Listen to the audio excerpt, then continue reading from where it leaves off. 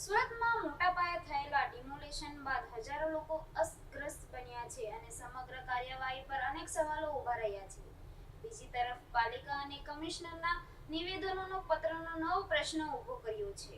સુરત શહેરમાં મોટા પાયે હાથ ધરાયેલી ડિમોલિશનની કાર્યવાહી બાદ સમગ્ર મામલો ચર્ચાના કેન્દ્રમાં આવ્યો છે. કાર્યવાહી દરમિયાન 100 થી વધુ મકાનો તોડી પાડવામાં આવ્યા હોવાનું સામે આવ્યું છે. આ ઘટનાના કારણે હજારો લોકો અસરગ્રસ્ત બન્યા હોવાનું જણાવી રહ્યું છે અને અનેક પરિવારો રસ્તા પર આવી ગયા છે. સમગ્ર ઘટનાને લઈને લોકોમાં રોષ અને ચિંતાનો માહોલ જોવા મળી રહ્યો છે. ડિમોલિશન બાદ અનેક સવાલો ઊભા થયા છે અને જવાબદારી નક્કી કરવાની માંગ ઉઠી રહી છે. આ દરમિયાન પાલિકા કમિશનર નાગરાજનને મીડિયા દ્વારા વિવિધ સવાલો પૂછવામાં આવ્યા હતા.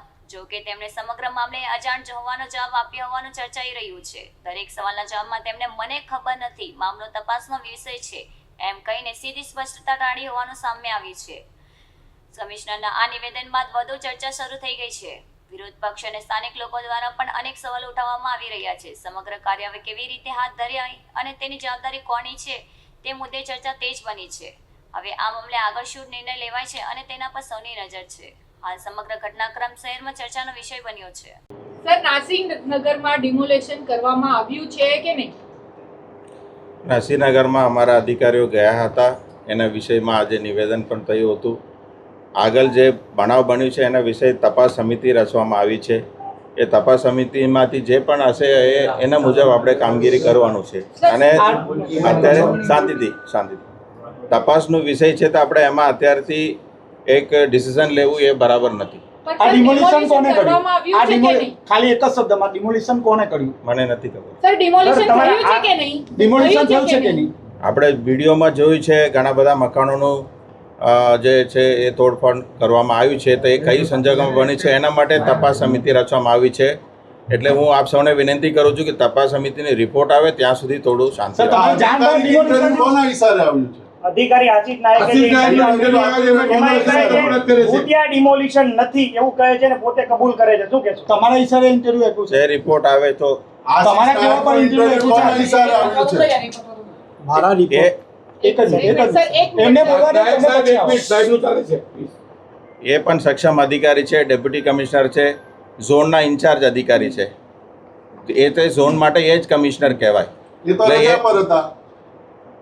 તો શું વાંધો છે? તો એને ક્યાંથી આ ડિમોલિશન વિશેની માહિતી મળી? તમારી પાસે નથી તો એમની પાસે એમને પૂછો. મને પણ રિપોર્ટ મળ્યું છે, એમને પણ 8 રિપોર્ટ તારીખે મળ્યું છે. સાહેબને પૂછ્યું છે સ્પોટ પર દેખાય છે તો શાના માટે તપાસનો ઢોંગ કરવામાં આવે છે? વિડીયોમાં અધિકારીઓ દેખાય છે. વહીવટી પ્રક્રિયા કરવાનું હોય.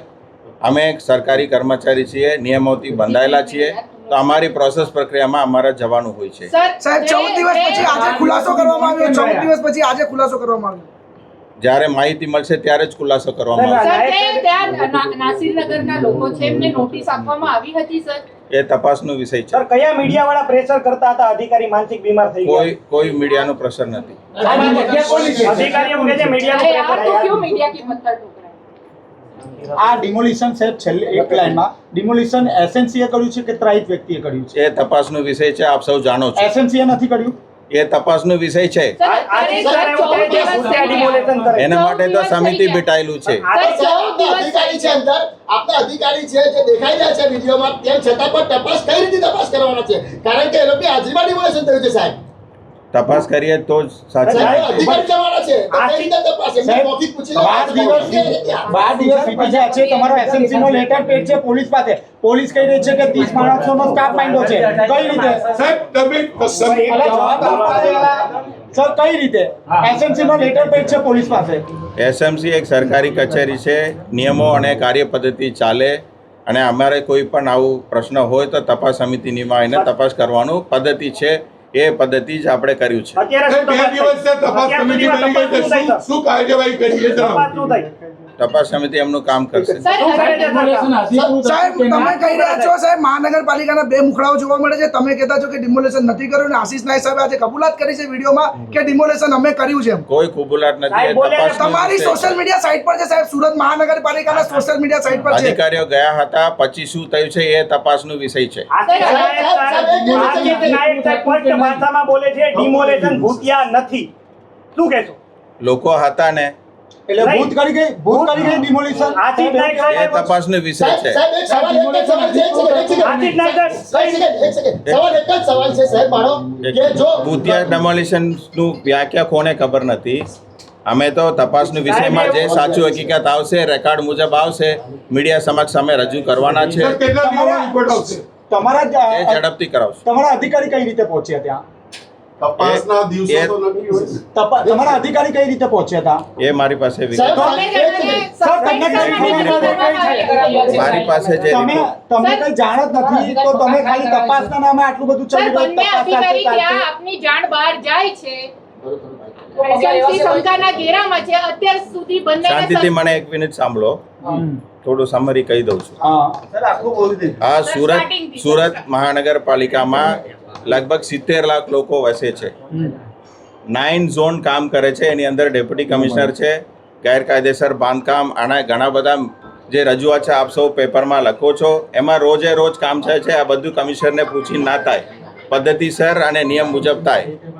એની અંદર ક્યાંક ને ક્યાંક રજૂઆત આવે એની તપાસ કરવાની જવાબદારી કમિશનર તરીકે મારું બને છે. એ જવાબદારી હું નિભાવ્યું છે. 12 દિવસ સુધી કોઈ તપાસ જ નથી થઈ સર. જેમાં જેટલું સમય લગાવવાનું છે એ લગાવવાનું છે. આમાં કેટલો સમય સાહેબ? તમે અધિકારી તમારી સામે છે, પૂછવાનું બંને છે. અધિકારી સ્પોટ પર છે તેમ છતાં આપની જાણ બહાર ડિમોલેશન કરી દીધી છે. કાયદાકીય પદ્ધતિમાં થાય તો એમાં બધું ટાઈમ લાગવાનો છે. સસ્પેન્શન શા માટે સાહેબ નથી? આશિષ નાયક સર છે મીડિયા પર બ્લેમ કરી રહ્યા છે પ્રેશરાઇઝ નો કઈ રીતે પ્રેશર કરે છે? એમને કોઈ મીડિયા ઉપર સર blame સર નથી એક કરી. સવાલ મારા મારો છે દૃષ્ટિએ. શહેરના મકાનો તૂટી જાય છે 100 થી વધુ. એક સેકન્ડ એક જ સવાલ સાહેબ એ બાદ તપાસ કે મકાન તોડો પહેલા કેમ વિચાર્યું નહીં? કારણ કે 100 મકાન તોડે આ રીતે તો આખું શહેર તૂટી જશે સાહેબ અને પછી તપાસ કરવામાં આવશે. તમે એમ જ કહેશો મને નથી ખબર? વિચાર્યા વગર કરવું એ ખોટી વસ્તુ જ કહેવાય. પણ એ સાચું શું થયું છે એ તપાસનો વિષય છે.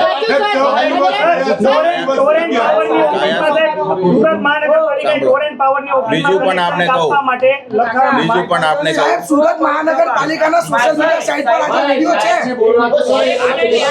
વિકાસ બોલવાની સાહેબ જેને જે બોલવું હશે એ બોલવાના અધિકાર આ દેશમાં છે.